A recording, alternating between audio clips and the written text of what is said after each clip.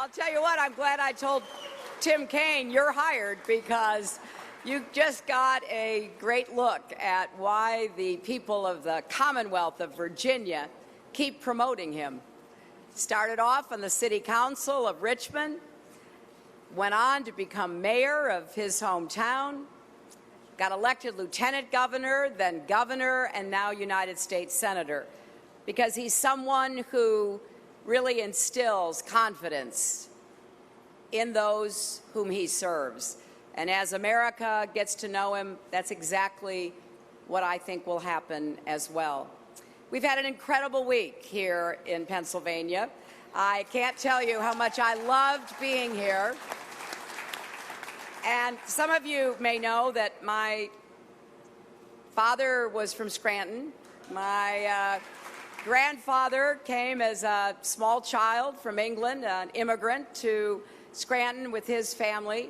He worked in the Scranton Lace Mills, a factory, his entire life because he believed that he could produce a better life for his children, and he did. And every time I come to Pennsylvania, I think about the many journeys we made from where we lived outside of Chicago to Scranton every single year. We would go every summer. We went some Christmases. I was brought back, as were my brothers, to be christened in the little Court Street Methodist Church. We really have a great deal of love and affection for Pennsylvania. My father, plus one of my brothers, played football at Penn State. So it's always a joy for me to be here and to come to Johnstown, a place that I've been to before, and look forward to coming back and being here.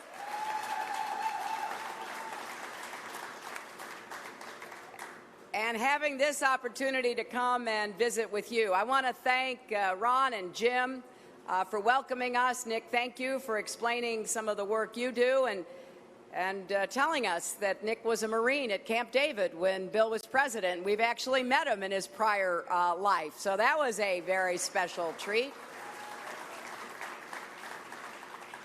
I want to thank my friend, Leo Gerard, a man who has fought for justice, for working families in America, North America, and who sets a great example, as does this company, where business and labor work together. And Ron and Jim told me about something called gain share, where when you get more productive, don't have as much scrap, those gains are shared. That's what I believe we ought to be doing in every single business in our country. So on Thursday, I was incredibly humbled and grateful to accept the Democratic Party nomination.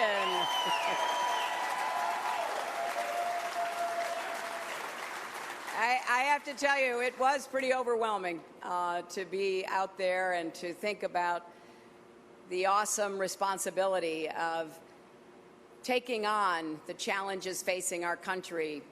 But I'm an optimist, and I'm confident, because I think if you look at American history, that's how we get things done.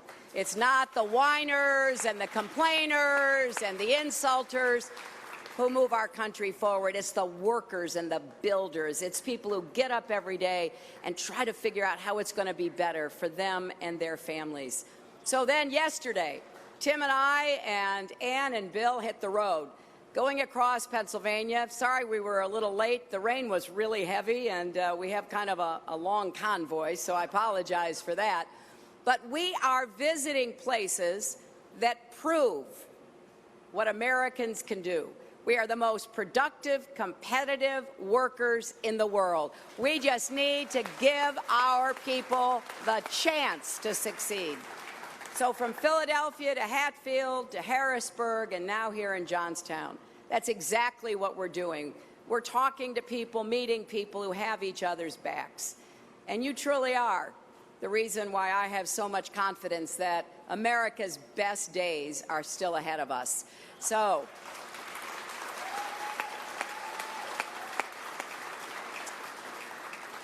It's in stark contrast to the vision that Donald Trump is laying out, because I don't think we're weak. No way. I don't think we're in decline. I think we can pull together because we are stronger together. And if anybody like him spent a day on the factory floor here, they'd see what teamwork looks like. They'd understand what it means to create and build. Every day, you are showing that America is home to the best products, the hardest workers, the most innovative entrepreneurs in the world.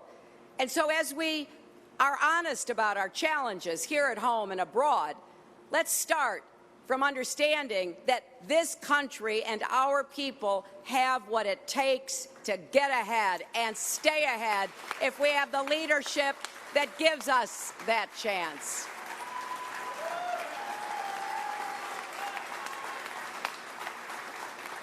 And most of all, we know better than to believe anyone who says, "I alone can fix it." Right? Those were actually Donald Trump's words at the Republican convention in Cleveland last week. And I think they should set off alarm bells for everybody, because by saying that, he's forgetting what all the rest of us do every day. He's forgetting our troops on the front lines, our businesses who see possibilities in every problem, our unions who fight for working families every day. He's forgetting companies like this one that invest in employees. Americans don't say, "I alone can fix it." We say, okay, how are we going to fix this together? How are we going to raise our family, build a business, heal a community, lift a country? And that's why we have to stand together. My grandfather, as I said, worked at the Scranton Lace Mills from the time he was a teenager until he retired at age 65. It was dangerous work in those days, but he was one of the kindest and gentlest men I've ever known. He knew that hard work in America meant that his family would get ahead, that it would pay off. And he was right. My dad, as I said, made it to college, made it to Penn State. Now, if he were still alive, he'd tell you it's because he played football. But that's okay. He got an education. He was proud to get it. He started working as a salesman, enlisted in the Navy after Pearl Harbor. And when the war was over, he started his own small business, printing fabric for draperies, and it was a really small business. He would recruit my mother and brothers and me. He had a print plant. It didn't have any natural light. It was a pretty dark place, but it had long tables where the fabric would be rolled out, and then the silk screens would be laid on the fabric, and then the paint for the color that you wanted to put on the fabric would be poured onto the silk screen, and then we would take a squeegee, and one person on one side of the table, another person on the other side, sometimes me, we'd take that squeegee, we'd roll it, it had to have exactly the right pressure to the other side of the silk screen, lift it up, move the screen, go down the table, keep going. I remember watching my dad standing for hours over those silk screens. Why did he do it? Because he wanted to give my brothers and me opportunities he never had. And he did. I believe every single family in America deserves that same chance in 2016.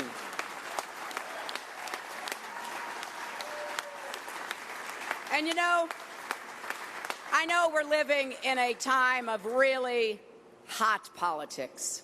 People say all kinds of things, hateful things, insulting things. I'm sorry about that. I think we should have a much better dialogue and debate so that voters can decide which way they want to go. And sometimes, because of all of the static going back and forth, we lose track of where we are.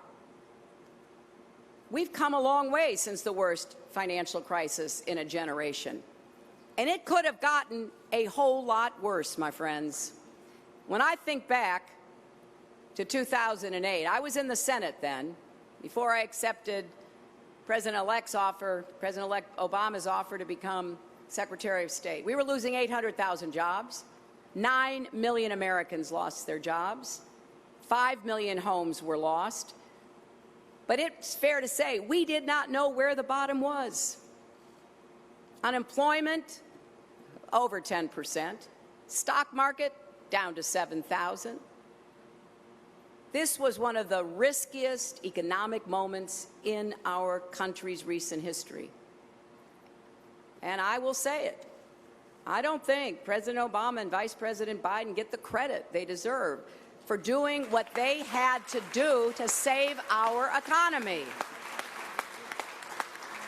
And one thing they saved, and they saved it over the opposition of the Republican Party, they saved the American auto industry, which is a big customer of this plant.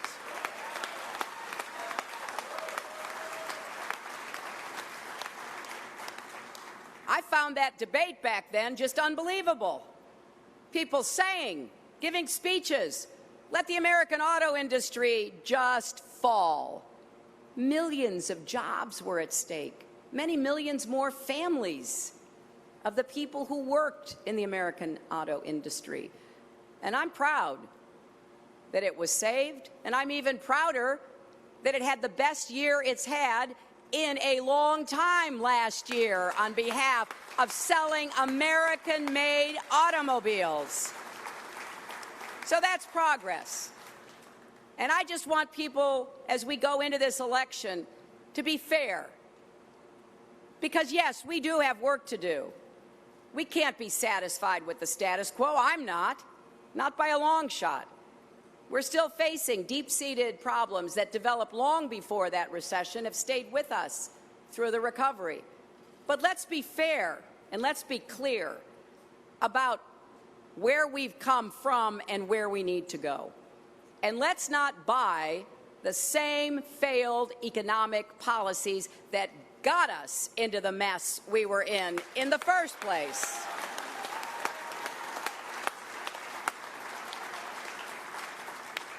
You know that old saying, fool me once, shame on you. Fool me twice, shame on me. When people come around and say they're going to cut taxes on the wealthiest Americans, we have seen this before, and it does not turn out well. And it's about time we say, no, we are going to make the wealthiest Americans, for a change, pay their fair share of taxes and support America.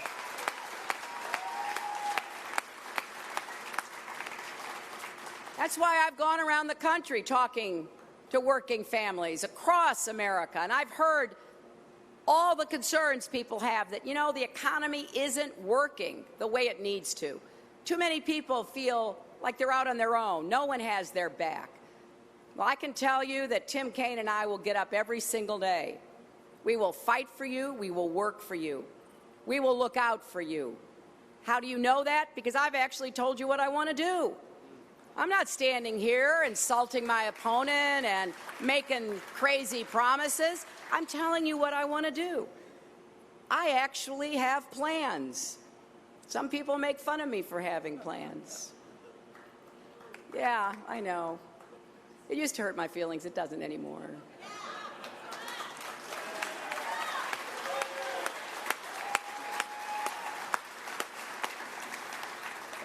At each of our conventions, you get 4 days to tell the country what you want to do. That's what they're supposed to be for. At the Republican convention, they spent more time on insults for me than on jobs for you. Donald Trump spoke for 75 minutes and offered 0 solutions. Now, I don't think that's good enough. I have this old-fashioned idea, if you're going to ask somebody for their vote, we owe you a clear explanation of what you're going to get for it. And I have said from the beginning of this campaign, my mission from my first day to my last will be to create more opportunity and more good wages that will give people a chance at their own dreams. We're going to create jobs in Pennsylvania and across America, especially in places that have been left out and left behind. And that means from our inner cities to our small towns to Indian country to coal country from communities ravaged by addiction, like too many in this county.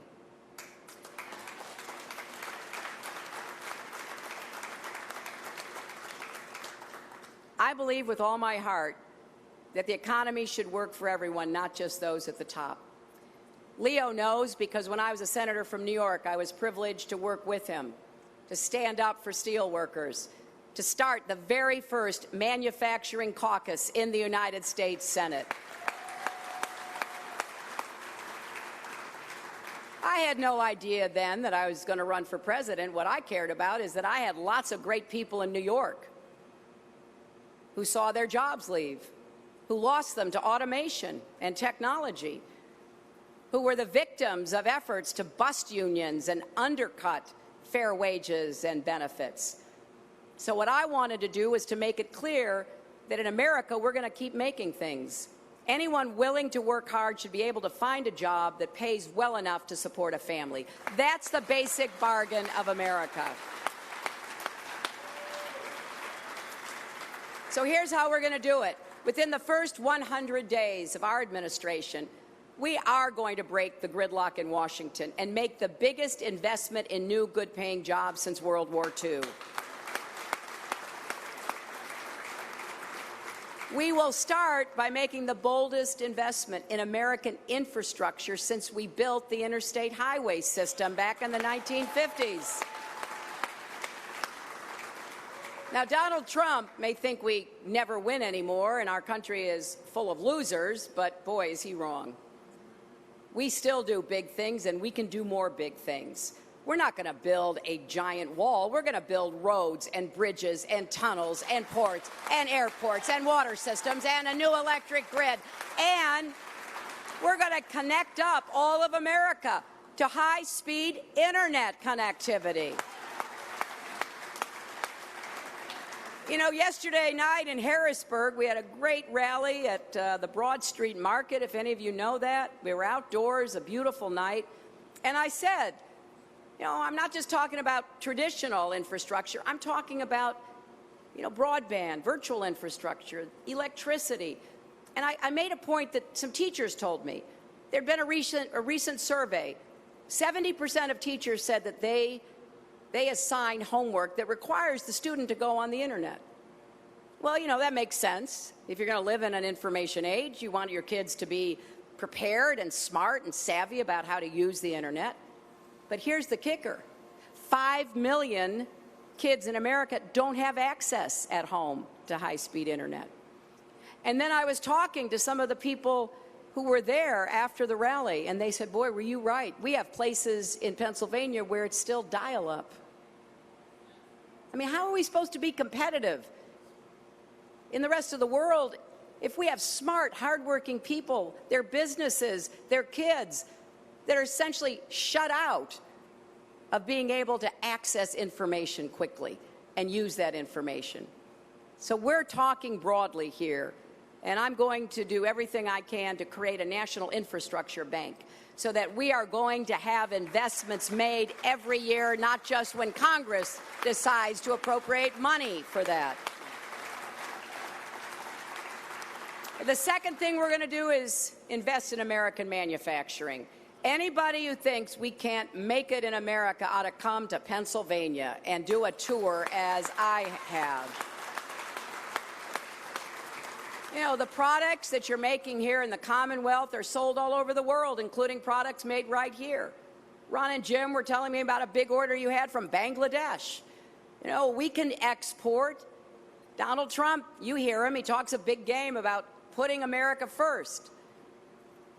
Well, with all due respect, please explain to me what part of America first leads Trump to make Trump dress shirts in Bangladesh, not Ashland, Pennsylvania.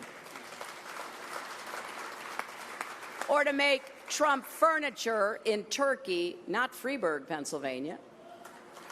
Or Trump picture frames in India, not Bristol, Pennsylvania. In fact, my husband told me on the bus ride here, and I was telling him that I just find it so just maddening that Trump goes around saying this, and all the stuff he makes in other countries. And Bill says, well, Well, you know, this shirt that he has on right now, he said that's made in Reading, Pennsylvania.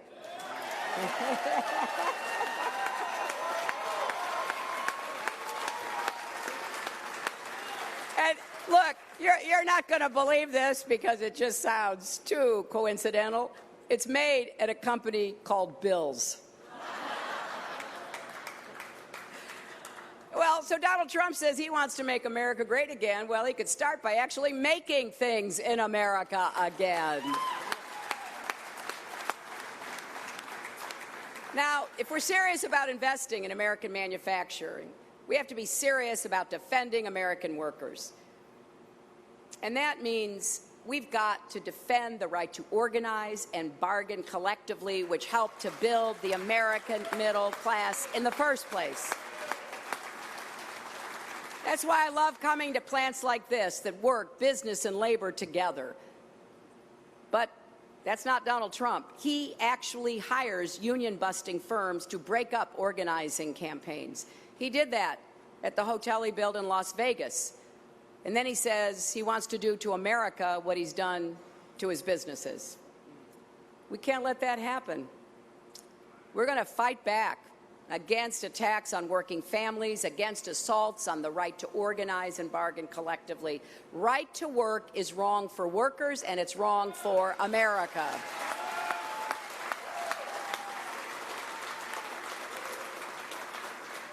And we're going to say no to unfair trade deals. We're going to stand up to China. We're going to support our steel workers, our auto workers, our homegrown manufacturers. I feel strongly about this, and I need your help. I need your ideas about how we're going to do this, because I'm sick and tired of us having an open market where everybody gets to sell to us, and they often do it at lower costs, undercutting our workers, our businesses. That's not fair, and it's not right. Now, we've won a few cases, haven't we, Leo, in the International Trade Commission? But we're going to go after that much more aggressively. I will be the first president who has what I'm calling a trade prosecutor to prosecute cases that are undercutting and hurting American manufacturers. Third, we're going to make America the clean energy superpower of the 21st century, because there are millions of new jobs and businesses in that. Pennsylvania's doing some good work. We owe it to future generations to work together to combat climate change, not dismiss it as a Chinese hoax the way Donald Trump has. I love this. He dismisses it as a Chinese hoax when he's standing on a stage running for president, and then he goes and asks for help because he's worried about some of his golf courses that are maybe going to be hurt by climate change. I mean, that is just hard to believe, but we got to take it for what it is. There is no other Donald Trump. You got to look at it from both sides here. So we're going to set bold goals. We're going to install 500 million solar panels and generate enough clean energy to power every home in America within 10 years. And we are going to create more good-paying jobs, clean energy jobs like the ones that are being created here in Pennsylvania.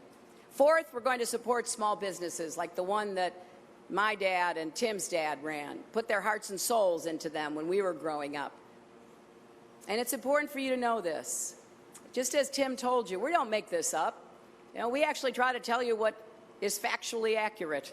We go to a lot of trouble so that we can tell you what is actually happening, not just pull it from the air. Just a few hours away in Atlantic City, you're going to find a lot of hardworking contractors, small businesses, workers, painters, plumbers, who lost everything because Donald Trump refused to pay his bills.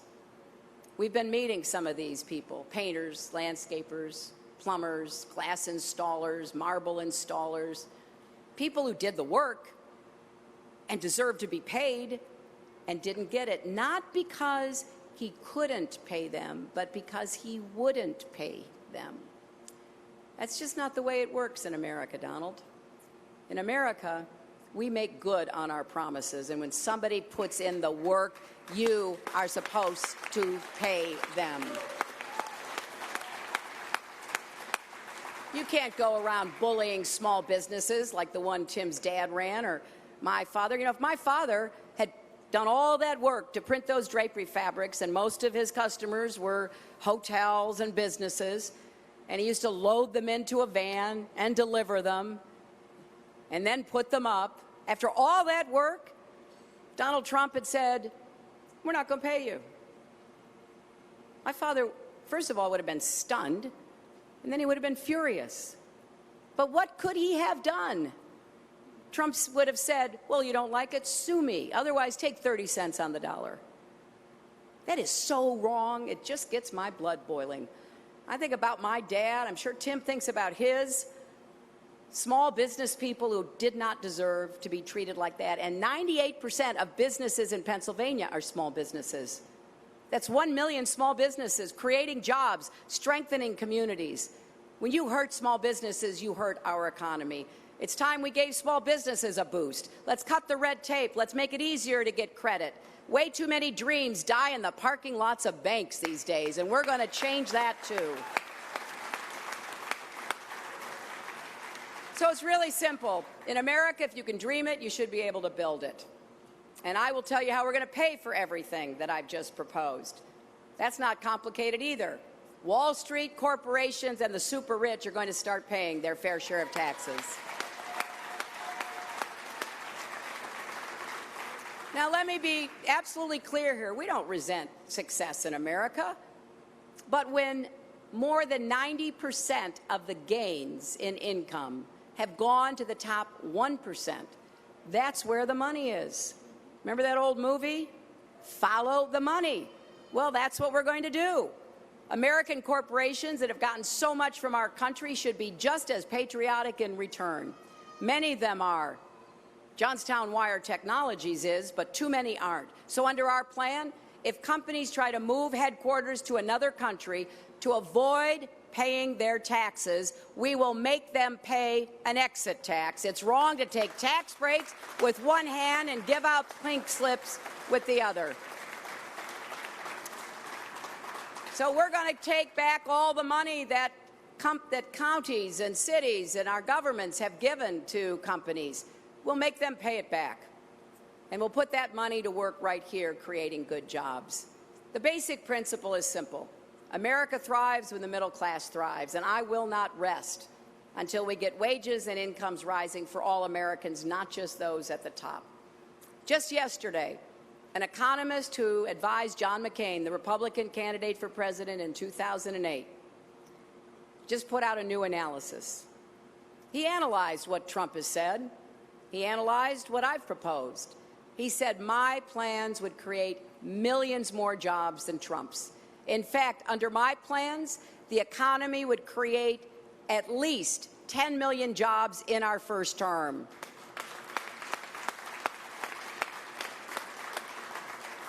And as for Donald Trump, well, his policies were found that they would actually cost us nearly 3.5 million jobs. So what's the difference between Donald Trump's plan and my plan in terms of jobs created? The combined workforce of Pennsylvania and Ohio. In fact, the more you listen to Donald Trump, the more you realize he is not offering real change. He's offering empty promises, and what little we know about his economic policies, from running up our debt to starting trade wars to letting Wall Street run wild, could devastate working families. So here we are, my friends.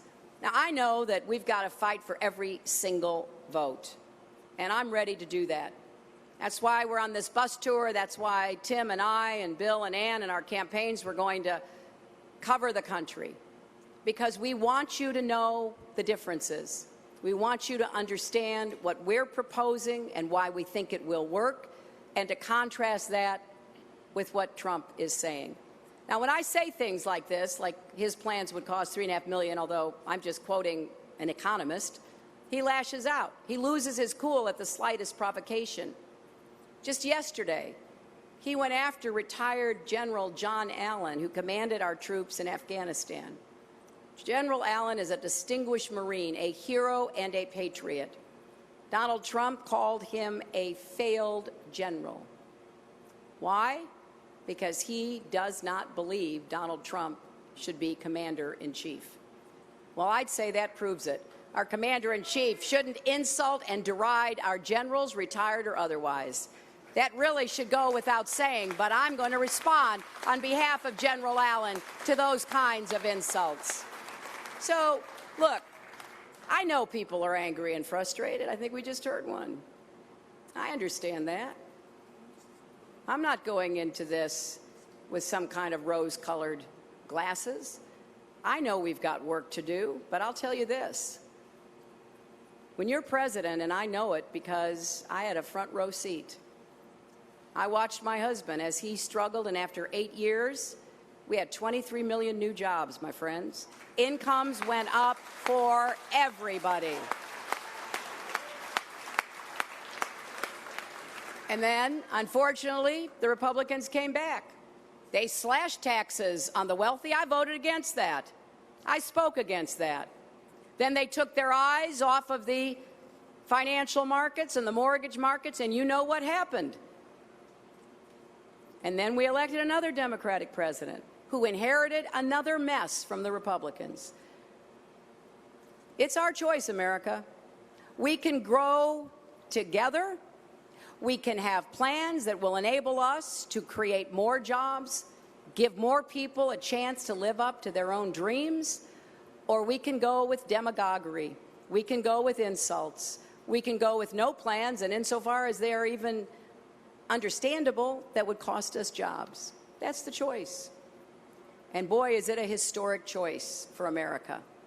I'm going to do everything I can in this campaign to make the case about what we can do being stronger together.